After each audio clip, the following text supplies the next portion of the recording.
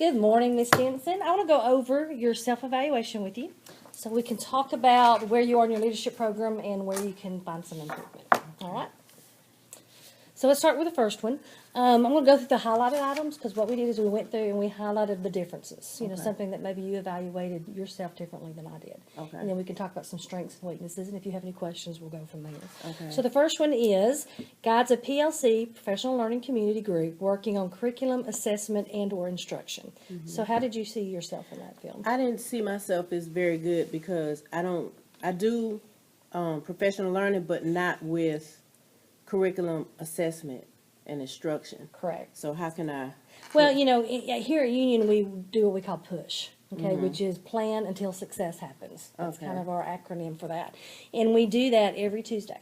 And what we do is Ms. Burston or myself, along with our academic coach, meets with the teachers. And they bring all of their data in for the week. They bring in common assessments. They've already aggregated their data.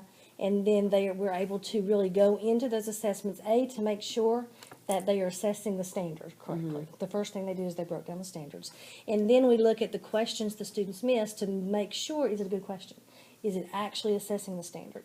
If one teacher did well on that standard and another teacher did not, then they can share ideas of ways to go back into their classroom. So I would who suggest you created attend this that assessment? meeting. That actually started years ago from another principal in our system, Steve Jones. He started what we call PUSH, and our principal currently worked under him as an AP. And so that is something that she has taken forward. So most of his APs have started this program.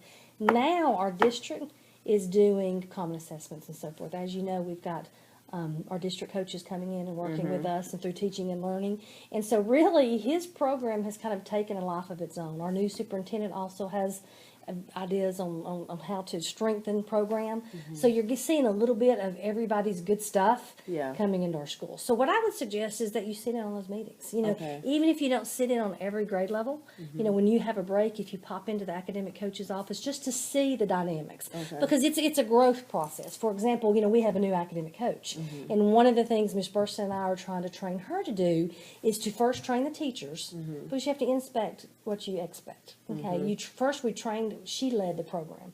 She asked the questions. She kind of monitored the dialogue and so forth. This year, our goal is to start turning that over to the other teachers, starting, of course, with our grade level chairs. And so we're allowing them to take the lead because eventually you want it to be completely teacher-led. To whether or not an administrator's in the room or not, the process is moving forward. Because what happens is, if they don't take ownership within the school community, once that administrator leaves, it falls apart. We're good with that. Questions on that one? Okay. All right. The second one we had different was monitors teacher practice and student learning through regular classroom visits and implements TEKS. You know, again, you're not an administrator yet, so that becomes a little bit difficult for you. We're in and out of the classrooms as the assistant principal and principal all the time, as well as our academic coach. But being in this program, you could do that. You know, what I would do is, you know, look at the teacher schedules, maybe with me, and let's look at, first of all, how are they evaluated? Because I know that you don't go through TEKS. Right. And so there are 10 standards, as you're aware of. And so, you know, we need to sit down, and I can give you a copy of those standards. And basically, you know, it's language that they can get a 4, 3, 2, or 1. And, you know, 1 is it's unsatisfactory. You know, that they're not doing anything that they're supposed to be doing on that. 2 is a needs improvement. That means that some of the times they're doing the things required in the standard. 3 means that they are, most of the time they're getting it. 4 means it's consistent. It's across the board. So how do it's all you the just way. walk into their room and? We do. We have different standards that we focus on with each visit. Okay. And so sometimes we do walkthroughs, and sometimes we do a walkthrough is about 10 to 15 minutes. When we do a true evaluation, it's 30 minutes. Okay. And so what we do is we go in, and of course we've developed a checklist that I'd be glad to share with you of things that we're looking at. And what I try to do is when I go into the actual portal through the state, I rank them, and then we provide comments. And what I really try to do a lot of detailed comments, because if I'm going to take the teacher's time to come in and evaluate them, I want them to have good feedback with that. And so what I do is I give them feedback, because when I'm taking my notes in the classroom, it's constant. I'm constantly writing everything I see. And it cannot be an opinion. You're really dialoguing what you see. For example, if I will say 6 children off task. I actually bring it down to numbers, Okay, and so that when I meet with that teacher, I can give her good data, good feedback on what was happening. Because a lot of times when she's teaching, she's not aware of that. And I'll even go into detail of saying, one student playing in their desk, one student reading a book, one student, but I also do the positive on what I've seen and so forth. So when you have that kind of data, when I give them their evaluation, I also give them, things to do to move forward, things to progress, so that they know next time I come in the classroom, these are some things that I've given you, some tools of the trade to help move towards that goal, and I'm going to be watching for that. And this is year long? That's year long. It's continuous. We are in and out of the classrooms daily. I visit classrooms every single day. Okay. Every single day. And sometimes they're not official walkthroughs, because what I have found is if you stick to just the official walkthrough, when an administrator walks in the room, people get nervous. They get upset. I am in and out of the classroom so much that the children aren't even aware of it, and the teachers aren't aware of it. They're used to me coming in. Okay. We have a key. We come in. We slide to the back. I've come in before and said, give me a group. Give me a group to work with. So because I want to see how is that rigor, how is that routine, how are things, how is the flow of the classroom. Okay. And so they also need to know that I'm vested in their learning too. And so the children are used to me coming in, picking up a center and working with them. And so that's how you really know what's going on. You see the planning, you see the organization, you just learn a lot by being in there. So the more you're in the classrooms, whether it be official or unofficial, the better. Also, especially for your new teachers, you need to check in with them often, because otherwise, no news is good news. They assume everything's fine. So the more, people say, I don't want to make my new teachers nervous coming in and out. They want it. They need it. They crave it. And so, part of an administrator's duty is to not only recruit new teachers, but to retain them. And that helps with retention, if they know that they're supported not only from the coach and the other teachers, but from the administration as well. Okay. All right, the next one. Efficiently works within the social, cultural, leadership, and political dynamics of the school community. That's a school climate, culture and climate issue. That is where, and you're really good at that. You got a question? No. Okay. That's where you just have to be all in. That's where you have to be in tune with your leadership. Political dynamics, every school has politics, be it from, the way the teachers are communicating, the way the parents. Our school community reaches not only to our parent body, but our stakeholders also include our community members around us, our school partners. We have a school council. On our school council, we do have parents, but we also have a local minister of the church. We have a local business leader. We have a connection with the Boys and Girls Club starting this year of our school, where they run our after-school program. And so with that, we go in and, we help them, they help us. And so, for a school to be strong, it has to have a place in the community. And the place has to be a positive place. And so in doing that, you have to listen to them. And so that's one of the things that we are working on. As a school, to strengthen that part, as well as our parents. We don't have a lot of strong parent participation. And so one of the things that we're working on is getting these parents in, and you're great at that. You've already planned your, was it AR with stars? And, and those are the things that you have to do. You have to bring them in so that they understand what's going on. Because we have a young population of parents who maybe did not have positive role models growing up either, and so they're not comfortable with helping with homework. They're not comfortable with some of the things, and they don't want you to know what they don't know. So we've got to bring them in a safe, non-threatening way to train them so that they can help our children, because we can't do it by ourselves. And so if we have to train them first for success with our kids, that's just what we got to do. Yeah. And so, and like I say, we've never asked you not to jump in when you've not been willing to do that. We've brought you into the leadership team, so you're getting to see a different side of how the school works. For example, the other day with the fire drill, you were very proactive, saying, okay, well, what do we do with this? And so now you understand the back side of the fire drill. You've always participated on the front end, but now you see once it's over, what do we do? I met with the fire chief. We go in, absolutely. Everything's data driven. All right, next page. Let's see. Okay. And this one is my NA, and you put a 5 that creates, implements routines and procedures to ensure a safe and orderly positive routine. I said no, but I think this is a part of what you just said about the fire drill. It is. You're coming in, and a lot of that, I think you're doing that from in the past, but this year, you're in my office constantly saying, okay, explain this to me. Why do we do this? How do we do this? What is the process for that? So, and you're becoming it when it says creates and implements. You've not created it yet. to some degree, but you did. If you think about testing last year, I brought you on with testing, and you helped create probably 85% of that program, you know, as far as logistics. And those are things you're going to find that the logistics of any situation will make or break it. And so had you not, I mean, you were able to tell me what student was on what computer in what room at what given time, supervised by what two teachers. That's what makes testing successful. So that's really planning. It is. It's all, everything's about planning. You know, you should have 85% of your work done before you ever open the door to a program. And you're good at that. And so I don't think you gave yourself enough credit with that. Okay. We got a little sidetracked because we're in a school, and that's what happens. You're getting more and more with that. For example, you're working with me now on our school safety plan. You know, and so we've talked a little bit, and there's more to it than fire drills. There's evacuations, there's worse evacuations, and I'm taking you through that process. You know, one of the things I have to do every summer is to actually submit our school safety plan to the state. So what we'll do is we'll sit down, I'll share that with you, I'll show you the template and what's involved into actually submitting that. You know, I explained to you, every time we have a fire drill, I notify 10 people, you know, and so there's, you know, people see the working of the school, but there's a lot of footwork into that. And that's where this comes in. And I think you're very strong at that. You've not hit every aspect of the school, but you're getting there. On the way. Okay. You're getting there. Okay, good. You're getting there. Grants. Grants teachers the authority to maintain the established discipline policy. You know, you have your routines in the media center, but you also respect theirs. And I think that's where, you know, I think you're strong in that area. We put NA because you don't really have a administrative position with them other than now as assistant testing coordinator. Which, because of your good work last year, I brought you on with that. But you respect what they have going on in their classroom, and as a library, you work with that program.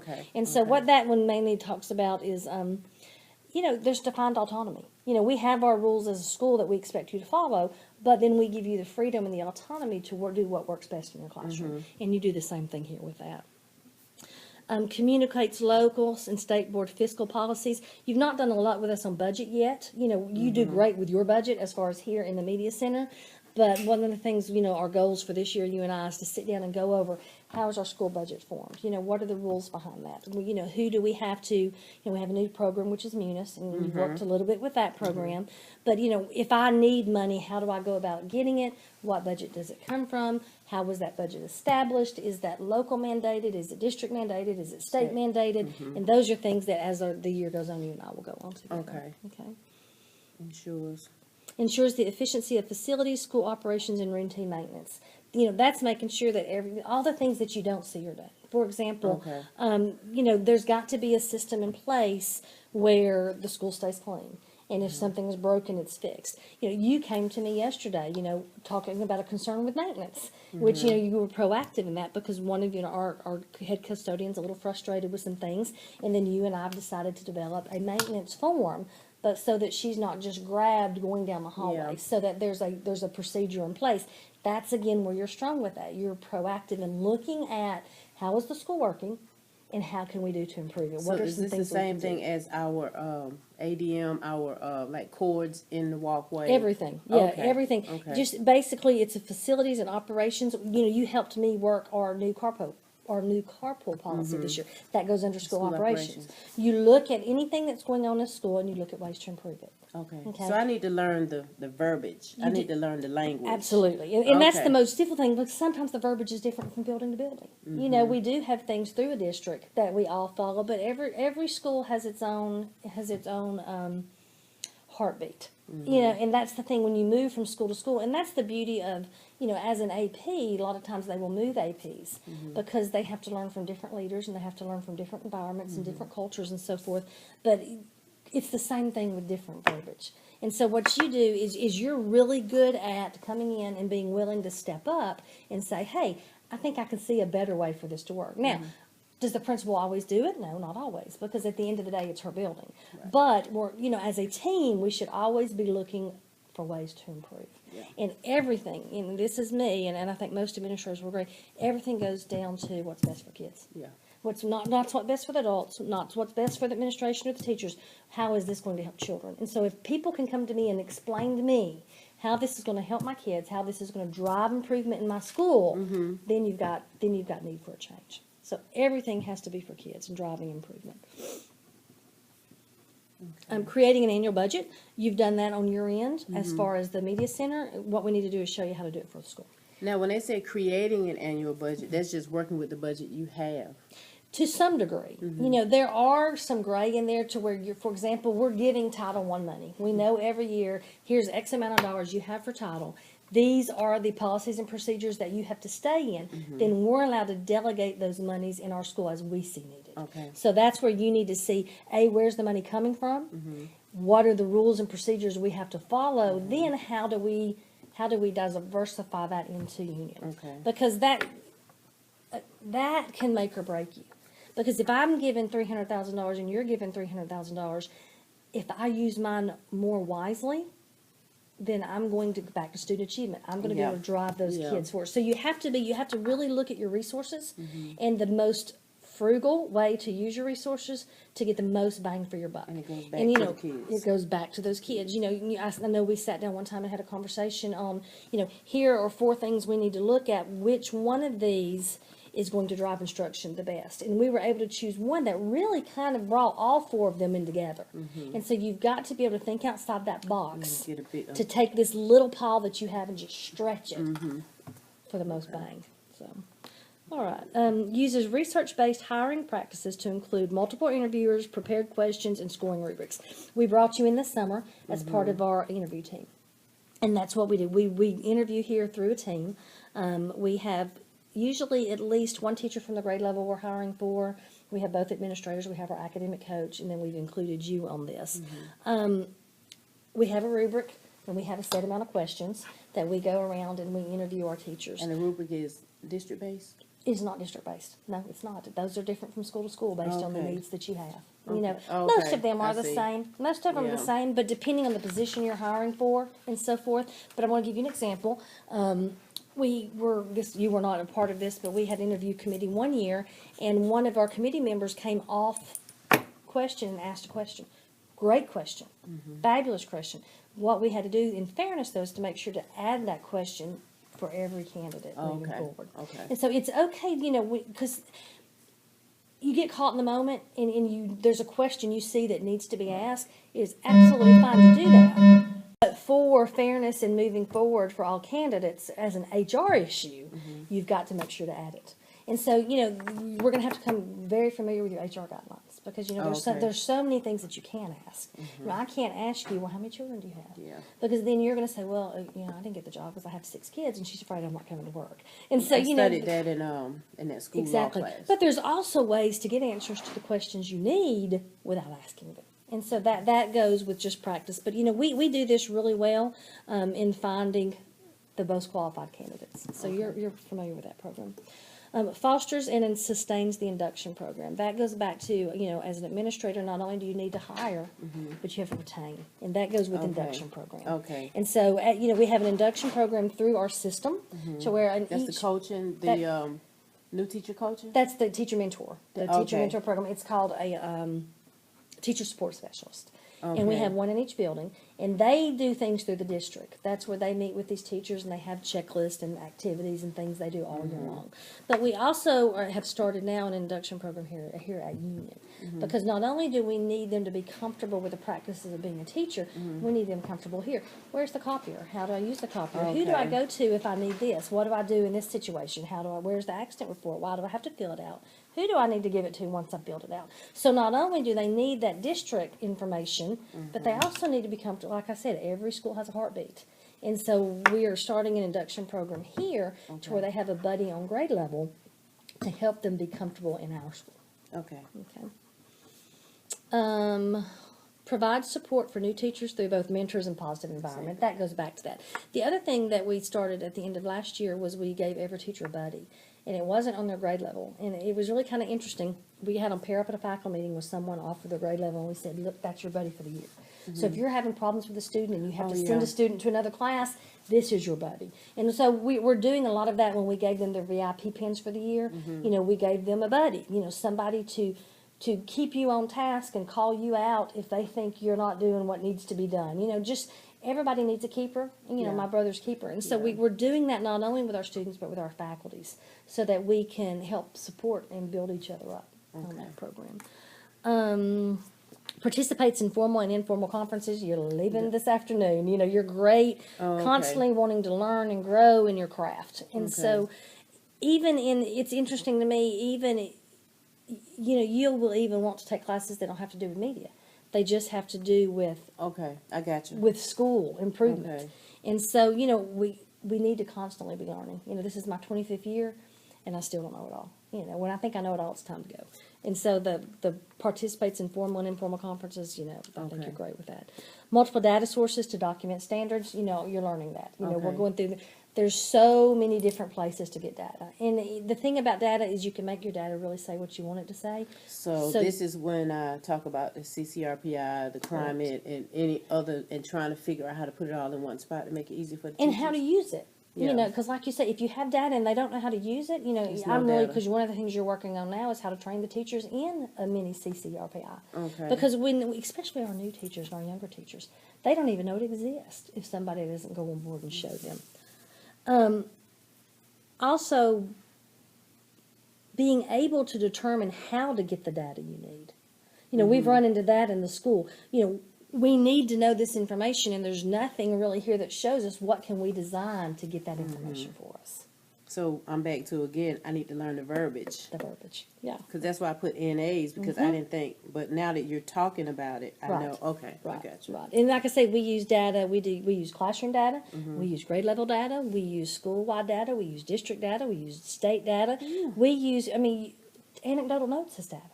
Just observing and taking notes on a child. You and I've had conversations about children before. That is data. Data is anything that you can use to drive improvement. Okay. Okay. Conducts formal and informal observations. We've talked about that. Yeah. There are those that we have to do for documentation, and there are those that we do just because we feel we need to do it. And, we want to help our teachers and our students move forward. Offering feedback following observations. Again, I give written feedback and I give verbal feedback. If I leave a teacher's room, teachers get a little nervous. And teachers I have found who they teach. Your kindergarten teachers are very much like kindergartners and your fifth grade teachers. And so I never leave a teacher's room that I don't put a Post-it note on their desk. And that's just me as having been a classroom teacher because they don't want to wait till the end of the day and they're so hard on themselves. They're like, oh, I messed up and I did this and that and that. I always leave a positive note about something. Even if it was a disaster, I try to find something. Enjoyed coming to your class, please see me later. Or enjoyed coming to your class, I'll talk to you later. Or, great job, keep up the good work. But I want them to I don't want them sad when I leave. Okay. Even if we're going to have a difficult conversation later, try to find something positive. Okay? If you have nothing positive to say, you draw a little happy face and say, I'll talk to you later. Or we'll Okay. talk later. Okay. Just because you don't want, because it will ruin their day. And you will have to have difficult conversations. But again, you don't want, when you walk in the room, you don't want this. Yeah. You don't want them to dread to see you coming all the time. Because, and I tell people, this is not a negative for you. This is so that you can move forward and make improvement and try to make, your criticism constructive. Always constructive. The thing about being an administrator or an observer or an evaluator is you have to keep your opinion out of it. Okay.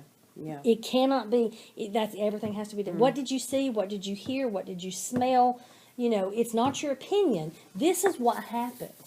How do we fix it? Fact-based. It's all got to be fact-based, all of it. Your opinion has to, and even when you have that teacher who that eventually you're going to have to conference out the door, they can never think you don't like them. You have to really because it's not personal. This is not about them as a person. It goes This is back them to about and them as an instructor. And so and it that's goes back why to the kids. those teachers that I have on a PDP are the ones that every day I check in. Hey, Miss Smith, how are you doing today? I hope you have a wonderful day. If you need me, let me know. You've got to keep that relationship open because if they feel you don't like them or respect them, you can't move them forward.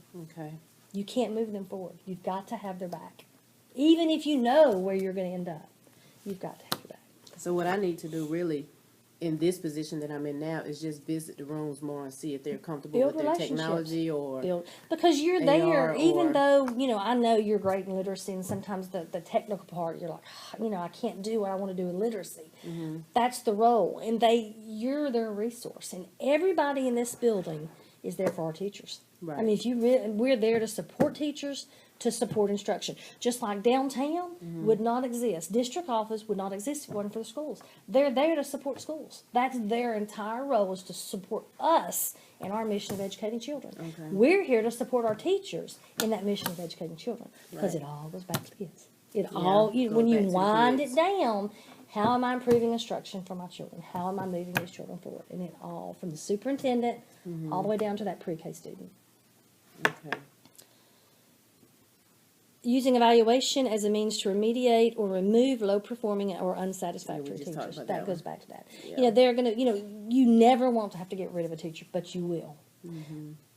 If you recruit and retrain properly, that goes way down. It's a lot easier to hire a teacher than it is to fire a teacher. Yeah.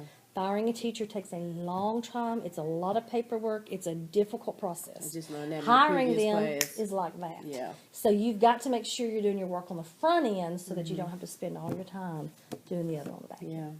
Yeah. Yeah. Okay. Adheres to and demonstrates the professional standards set forth in. Have I missed a page?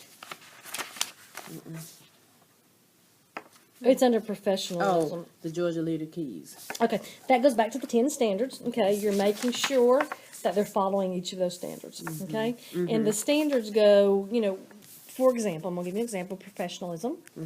Professionalism is not just coming to work on time and looking pretty and doing the things you need to do. You need to, use correct grammar in your speech. You need to write properly. You need to turn your documents in on time. That's a big one for teachers. When I ask you to meet deadlines, that's part of your professionalism. Okay. When I ask you to be at school on time, that's part of your professionalism. When you have lunch duty, you need to be there. That's part of professionalism. Professionalism is doing what you're supposed to be doing each and every day at school. Okay. Yeah. And sometimes we forget that. Yeah. And most teachers are great with that, but that goes back to confidentiality. Talking about a student in the hallway with another teacher. Well, you don't discuss your students with another teacher, unless they have direct contact with that Right. child. And we forget that because we as teachers, we want to get ideas and so forth, and that's fine, but we can't name names. That goes back to your main office.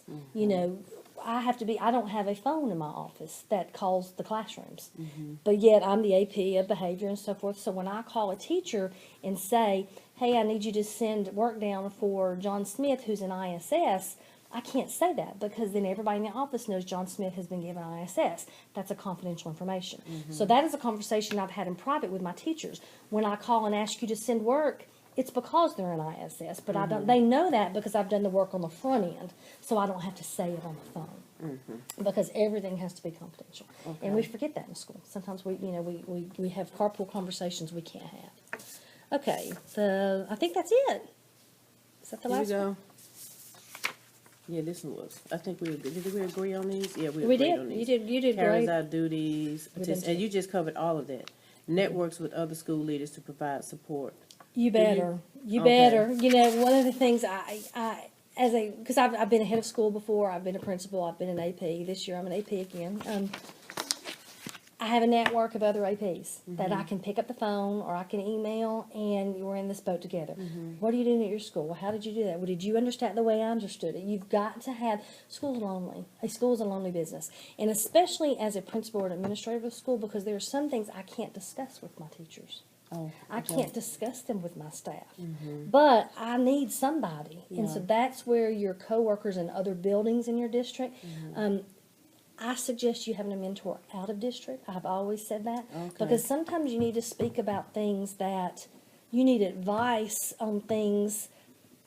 I believe in loyalty to my school and to my district. And so I never want to appear that I'm not. But sometimes I have a mentor that I've had for years who's a retired administrator from another county. And when she's my go-to person. That way I can give her details about stuff, but I'm not breaking confidentiality. Yeah. Whereas if I call a principal across town, I might be. Yeah. And so it's good to have those people within your district, but really try to find that person outside of district sometimes that you can just talk to.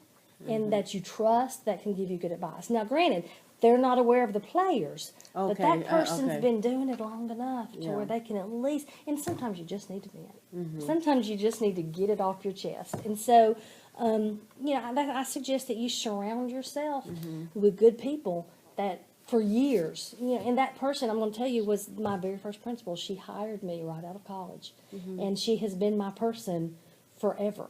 Forever, through grad school, and I still pick up the phone and call her. I value her opinion that much. And so, you know, cultivate those friendships, those lifelong friendships, because it is a friendship now, even though it started off as a business relationship. Yeah. But you've got to have people that you can count on for that. Okay. Wow. It seems like it's a lot, but really it flows. It flows. It's like I told you, it's a heartbeat. You know, and once you've lived through something, it becomes easier the next time. That's why any time that I go through a process, I always take time to reflect on it after the fact, and I take notes, because you'll forget it later, and that helps me make change. You know, we always, after testing, you and I sat down and we went through it. What worked? What didn't work? Right, What do we yeah. want to change next year? We made notes. We'll pull it out and we'll fix it for next year. Yeah. You've got to take time to self-reflect. You've got to take time to event reflect. You've got to. The hardest part is listening. For me to listen to constructive criticism, because and I think about that with my teachers. You know. You do the best you can do every day, and sometimes it's just not good enough. Yeah. But you pat yourself on the bottom, and you go back out there and you try it again the next day. Because if you keep in mind, everything I do is for these kids to drive instruction, to drive improvement, to get them where they need to be as adults. It's a blessing. So it's a blessing. Is TICS online? I know it's online where we have to log in. I do have a login, but TICS is is it through just the Georgia DOE part. It's the Department, of Education. So I can just pull it up and just look at, You can, without logging in, I can just pull it up and just start looking at little things. You can, Okay. and if you can Google it. You know, there's tons of stuff online. It's actually on the DOE website. All of the different things. I've got tons of materials I can give you on that. The thing about being an administrator is you've got to know every aspect of the school. It's not just, even though the curriculum instruction that's what we do. That's our main focus. You've got HR. And that's why if you go through the LKES, which is the leadership keys, it deals with that. It deals with, human resource management, and it's a little bit different from the teacher, but you've got to kind of be the professional in the building on everything. And when you don't have the answer, you need to know who to pick up the phone and call that you can find it. Okay. But everything, my advice to you is everything's about relationships. Everything's about relationships with your students, with your parents, with your faculty, with your supervisors. You've got to be able, that's culture and climate. You've got to build relationships, because until you've built the relationship, you don't have the trust. But once you have that, you can have those difficult conversations, and you can get in there and you can tackle the work that needs to be done because they're on your team. Because I cannot run a building of 1,600 by myself. I can't, not do it well. Yeah. So I have to train other people. I have to invest in other people to build their leadership qualities to help me. Because one of the things I've told people when I used to work for a board, I said, I hire good people, and then I get out of their way. I hire good people, get out of their way, and let them do their job. Okay. All right. You're I gonna loved be it. great. You're going to be great. Yes. Thank you. Oh, and we're still recording. Oh. So let's-